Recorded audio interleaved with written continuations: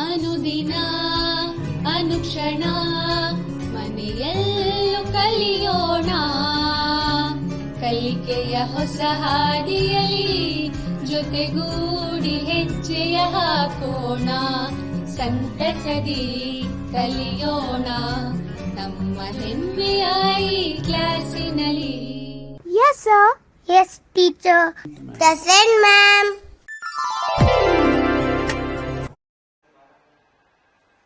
अस्सलामुअलैकुम वरहमतुल्लाहि वबरकातुहू। उर्दू मीडियम की संवेदा ई क्लासेस में मैं आप सभी का खैर मकदम करती हूँ। मेरा नाम आरिफा बेगम है और मैं रायचूर के गवर्नमेंट गर्ल्स हाई स्कूल में माऊन मौलिमा हूँ। आज हम 8वीं जमात की साइंस की दरसी किताब का पहला सबक क्रॉप प्रोडक्शन एंड मैनेजमेंट यानी फसली पैदावार और इंतजाम का मुताला करेंगे। इस सबक को मैंने कुल 3 हिस्सों में तकसीम किया है, पहला हिस्सा, दूसरा हिस्सा और तीसरा हिस्सा। आज की क्लास में हम सीखेंगे कि माहौल से क्या मुराद है, जानदार अज़मियों को ग़िज़ा की ज़रूरत क्यों होती है, फसलों की किस्में, ज़राती तौर तरीक़े, मिट्टी की तैयारी और ज़राती साजो सामान। तो चलिए हम शुरू करते हैं। शुरू करने से पहले मैं आपसे एक सवाल पूछना चाहूंगी कि माहौल से क्या मुराद है, यानी माहौल किसे कहते हैं। तो आपका जवाब होगा कि हमारे अतराफ जो है वो माहौल है। तो हमारे अतराफ जो है वो माहौल है, यानी हम जहां रहते हैं वो माहौल है। तो इन तस्वीरों को देखकर आप बताइए कि हमारे अतराफ कौन कौन सी अशिया मौजूद हैं। तो ये पहली तस्वीर है और ये दूसरी तस्वीर है। तो हमारे अतराफ जानदार और गैर जानदार दोनों किस्म की अशिया मौजूद हैं। तो गैर जानदार अशिया और जानदार अशिया इन दोनों की मैंने एक यहाँ पर फहरिस्त मुरत्तिब की है। उम्मीद है आपने इन तस्वीरों को, पिछली तस्वीरों को देखकर इसका अंदाजा लगा लिया होगा कि हमारे अतराफ कौन कौन सी अशिया मौजूद हैं। तो गैर जानदार अशिया यानी पत्थर, हवा, मिट्टी, रोशनी और पानी। जानदार मिसालें हैं इंसान, शेर, परिंदे, कीड़े मकोड़े और पेड़ पौधे। तो इस तरह से हम कह सकते हैं कि हमारे अतराफ जानदार और गैर जानदार दोनों किस्म की अशिया मौजूद है और इन्हें हम माहौल कहते हैं। तो हम जानते हैं कि जानदार अज़मियों को ग़िज़ा की जरूरत होती है। तो जानदार अज़मियों को ग़िज़ा की जरूरत क्यों होती है? तो जानदार अज़मियों को ग़िज़ा की जरूरत तवानाई हासिल करने के लिए होती है, यानी एनर्जी। तो ग़िज़ा से जानदार अज़मिये तवानाई हासिल करते हैं और इस हासिल शुदा तवानाई को हम मुख्तलिफ आमाल ज़िंदगी के लिए अंजाम देने के लिए इस्तेमाल करते हैं। अब वो आमाल ज़िंदगी कौन से हैं? तो वो आमाल ज़िंदगी हैं अमल तनफ़ुस, अमल इस्तिखराज, नक़ल व हमल। तो ये सारे आमाल ज़िंदगी हैं। तो देखिए यहाँ पर अमल तनफ़ुस ये एक अमल ज़िंदगी में से एक अमल है और अमल इस्तिखराज है और यहाँ पर देखिए नक़ल व हमल है। तो इस तरह से ये सारे आमाल ज़िंदगी के लिए हमें तवानाई की ज़रूरत होती है, इसीलिए हम ग़िज़ा लेते हैं, यानी जानदार ग़िज़ा से तवानाई हासिल करते हैं।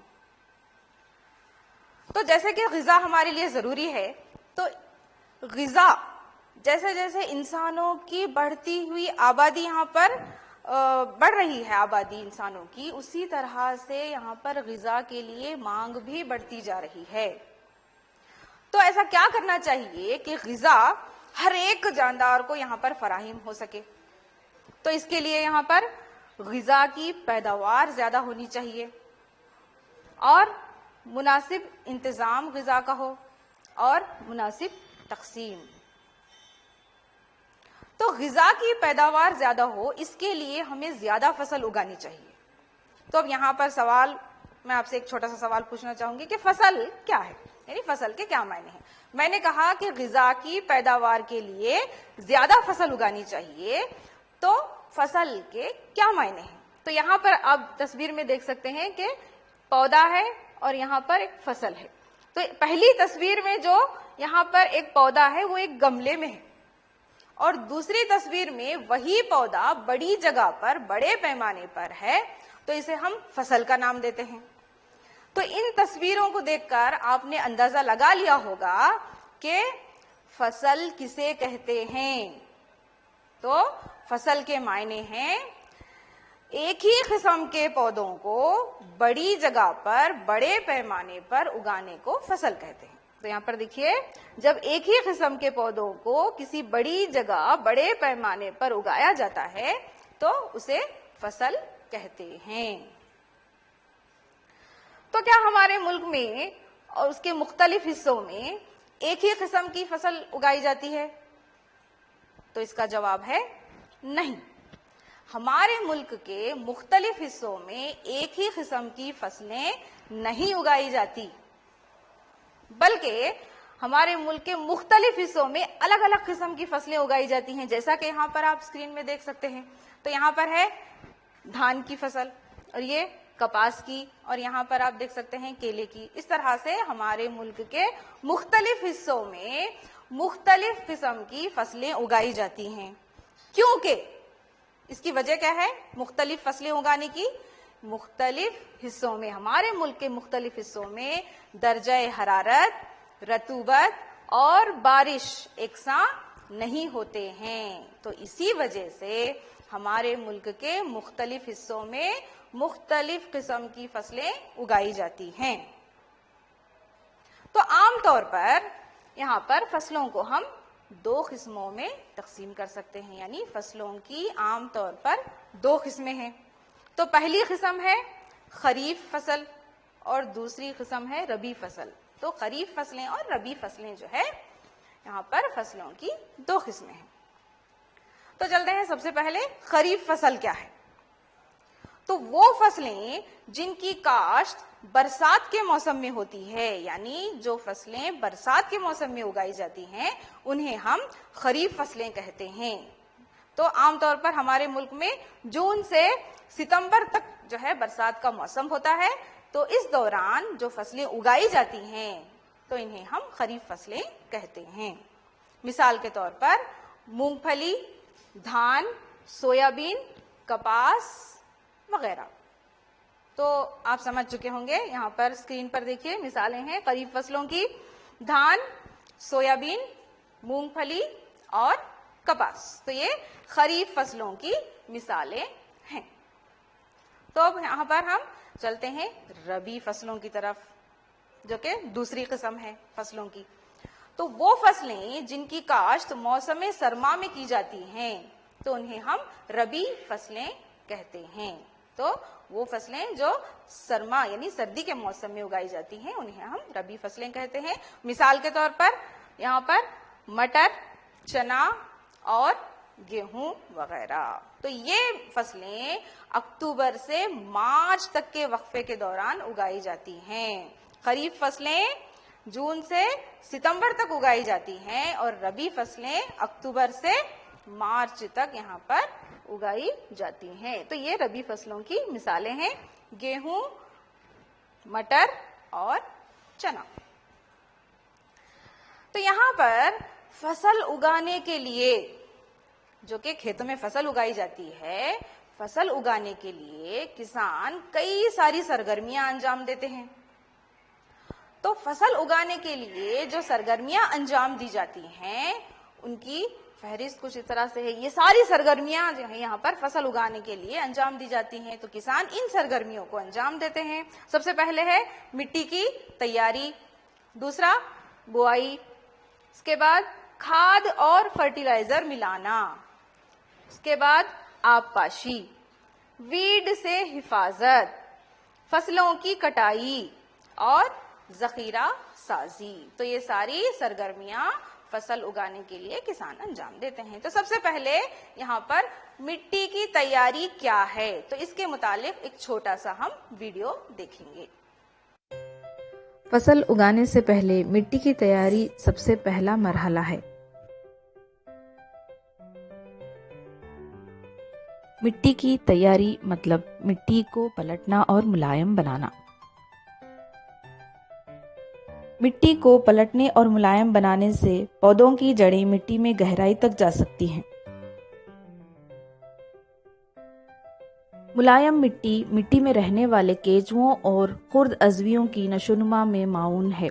ये अज़विये किसानों के दोस्त हैं क्योंकि ये मिट्टी को मजीद पलटकर ढीला कर देते हैं।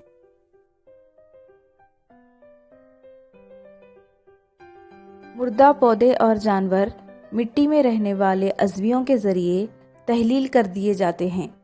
इस तरह मुर्दा अज़वियों में पाए जाने वाले तग़ज़ियात मिट्टी में शामिल हो जाते हैं और इन तग़ज़ियात को पौधे जज़्ब कर लेते हैं। क्योंकि मिट्टी की चंद सेंटीमीटर बालाई सतह ही पौधों की नमू में माऊन है, इसे पलटने और मुलायम बनाने के दौरान तग़ज़े से भरपूर मिट्टी ऊपर आ जाती है। लिहाजा फसलों की काश्त के लिए मिट्टी को पलटना और मुलायम बनाना बहुत अहम है। उम्मीद है आपने ये वीडियो देखा और इस वीडियो में जो मिट्टी की तैयारी के मुतालिक यहाँ पर जो बातें आपको दिखाई गई हैं वो आप अच्छे से समझ चुके होंगे। तो फसलों की काश्त के लिए मिट्टी को पलटना और मुलायम बनाना बहुत अहम है। तो इस वीडियो को देखकर आप थोड़ा बहुत समझ चुके होंगे कि फसलों की काश्त से पहले मिट्टी की तैयारी करना बहुत अहम है। तो क्यों अहम है? क्योंकि इससे पानी जमीन की गहराई तक पहुंचता है, जड़ें मिट्टी में गहराई तक जा सकती हैं और इस तरह से वो आसानी से जड़ें सांस ले सकती हैं और तग़ज़े से भरपूर मिट्टी ऊपर आ जाती है। तो मिट्टी को पलटना और मुलायम बनाना इसीलिए अहम है।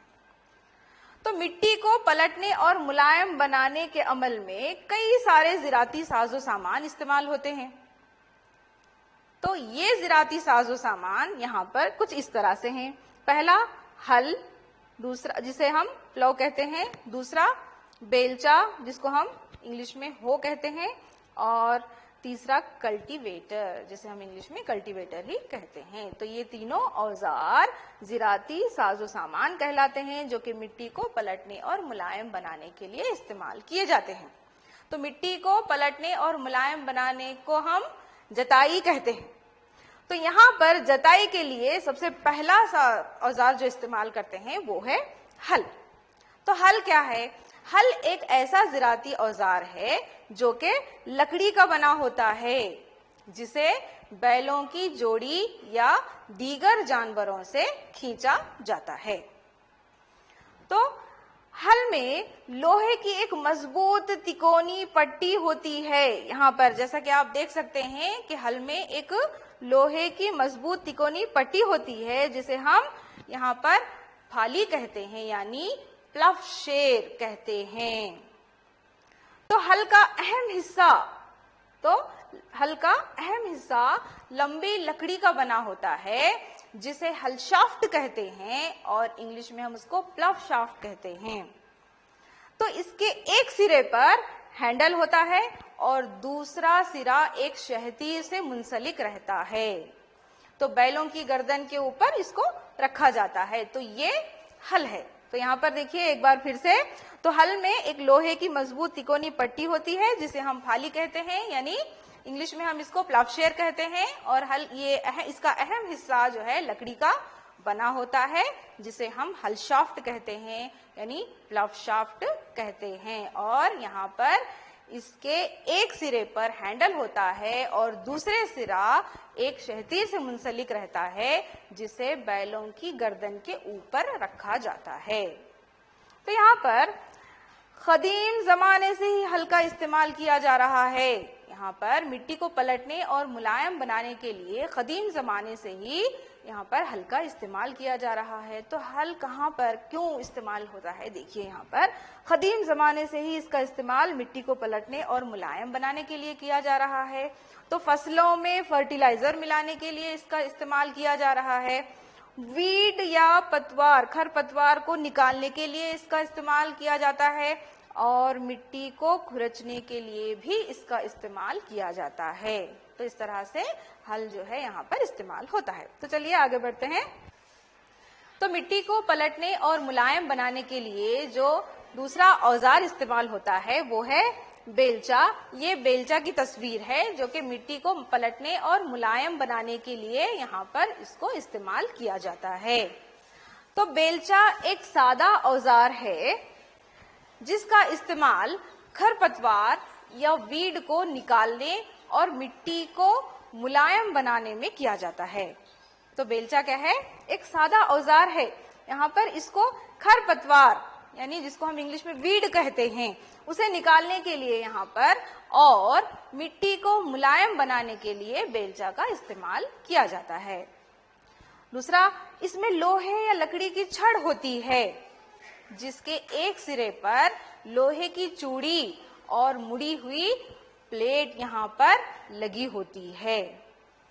तो इस प्लेट को एक तरह यहाँ पर इस तरह से इस्तेमाल किया जाता है कि इससे वीड को यानी खरपतवार को उखाड़ने के लिए, तो ये प्लेट एक ब्लेड की तरह काम करता है।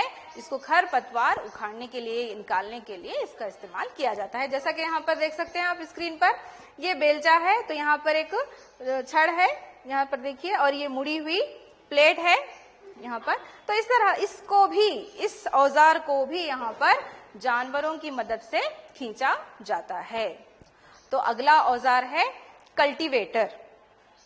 तो कल्टीवेटर भी एक 3 औजारों में से एक औजार है जो कि मिट्टी को पलटने और मुलायम बनाने के लिए इस्तेमाल किया जाता है, यानी जुताई के लिए इस्तेमाल किया जाता है। तो ये कल्टीवेटर है और इसको इंग्लिश में भी कल्टीवेटर ही कहा जाता है। जैसा कि आप यहाँ पर देख सकते हैं कि कल्टीवेटर को ट्रैक्टर की मदद से यहाँ पर चलाया जाता है।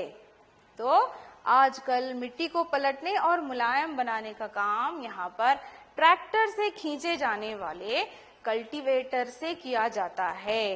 तो जैसा कि आप यहाँ पर देख सकते हैं तस्वीर में, तो कल्टीवेटर का इस्तेमाल यहाँ पर, जो कि यहाँ देखिए, इसका इस्तेमाल किसान की मेहनत और वक्त दोनों की बचत यहाँ पर होती है।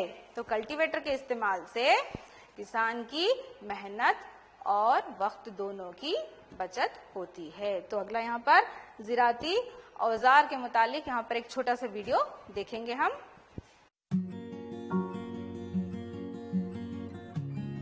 मिट्टी को पलटने और मुलायम बनाने के अमल में इस्तेमाल होने वाले अहम औजार हैं हल,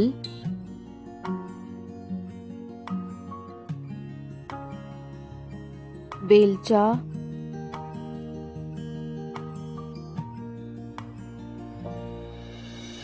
और कल्टीवेटर। तो अब हम देखते हैं ये कैसे इस्तेमाल किए जाते हैं।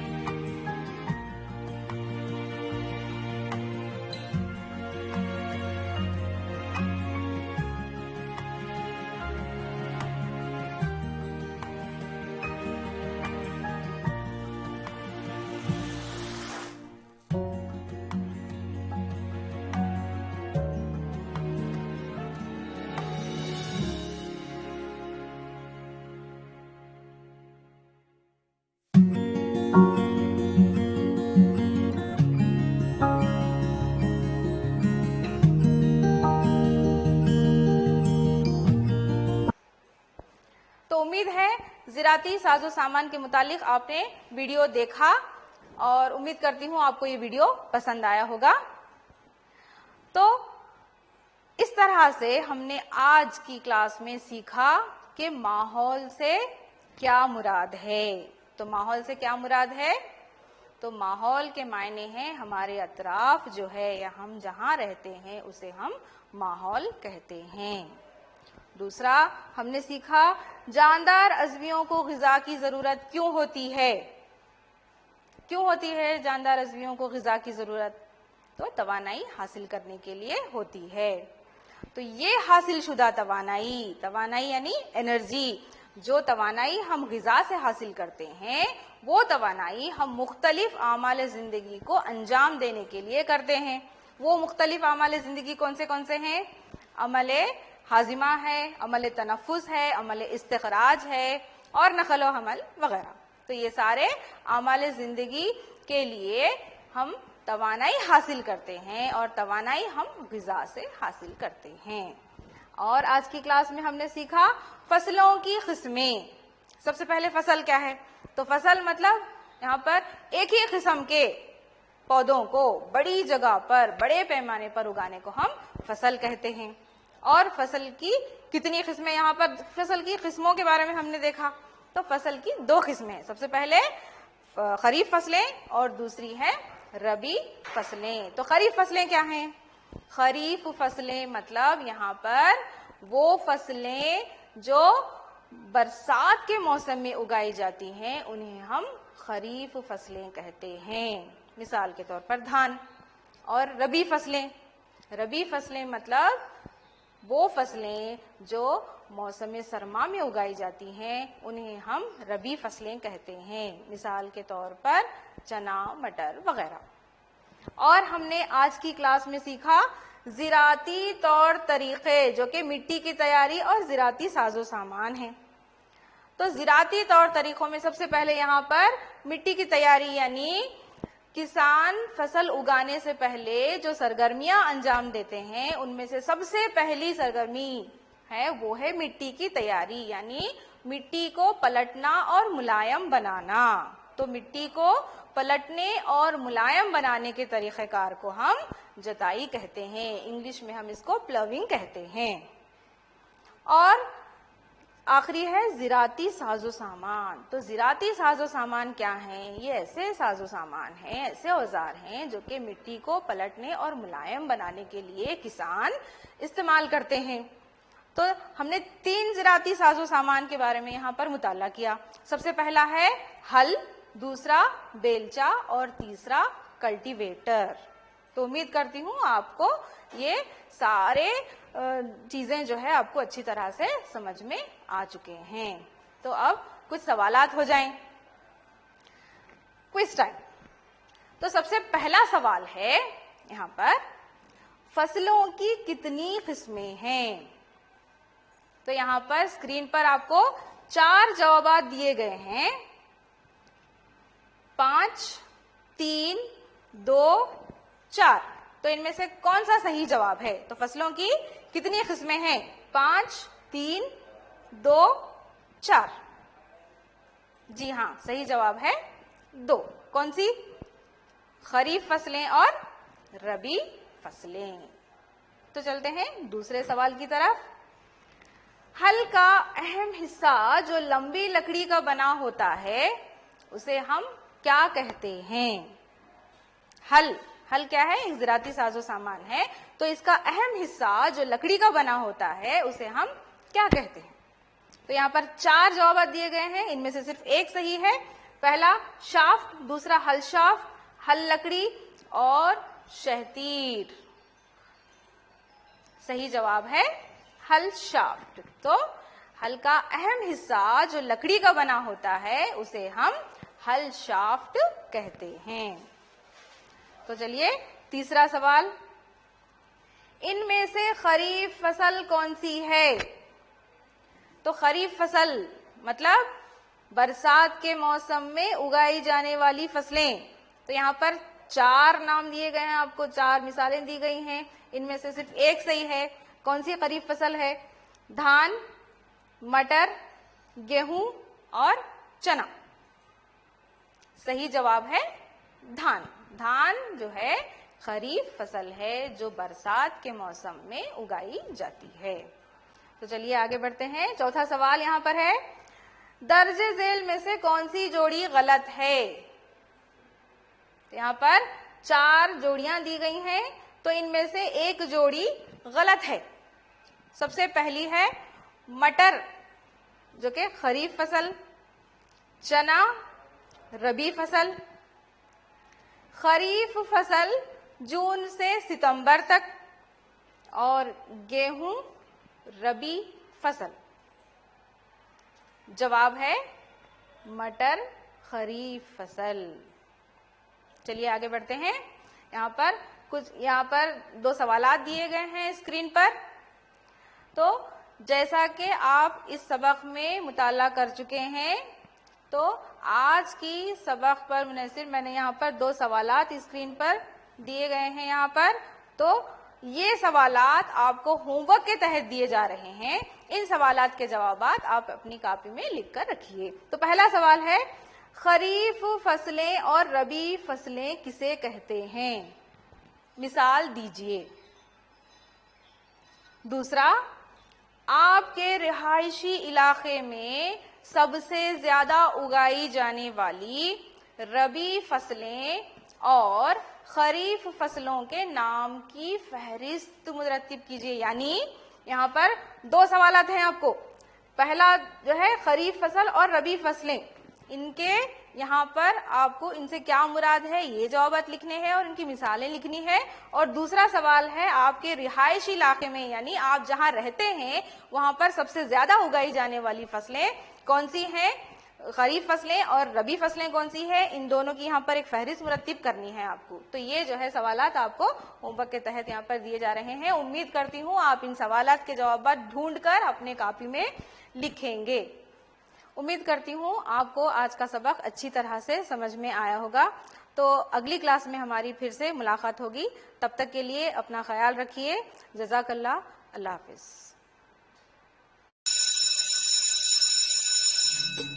अनुदिना अनुक्षणा